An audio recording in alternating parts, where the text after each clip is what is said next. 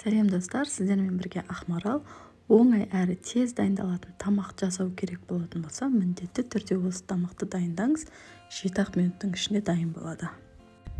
Ең алдымен қайнаған суымызға тұзымызды қосып, спагеттиді пісіруге кірісеміз. Спагетти бір-бірімен жабысқалмас үшін кішкене май қосып жібереміз. Қазанымызда сары майды ерітіп, тауық етін қуырып алатын боламыз.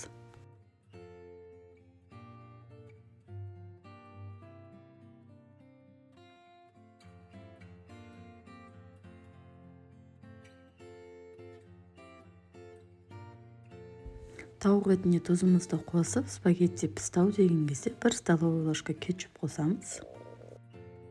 Біздің үйдегілер острый қылып жегенді жақсы көреді, сол себепті табаско острый соустан 1 чайный ложка қостым. Острый соус жақсы көрмесеңіздер қоспасаңыздар да болады, олсыз-ақ тамақ өте дәмді болады.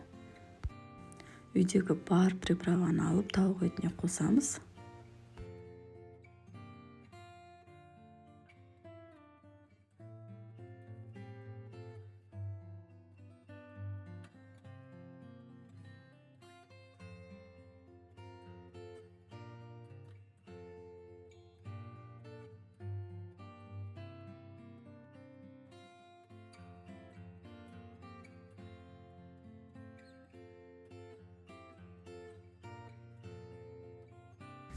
Спагеттиді мұздай суға салып алып, тауық етімен араластырып, тамақты ұсына берсек болады.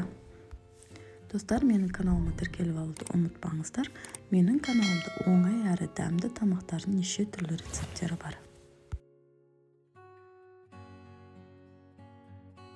Мінеки достар, оп-оңай жасалатын тамағымыз да дайын.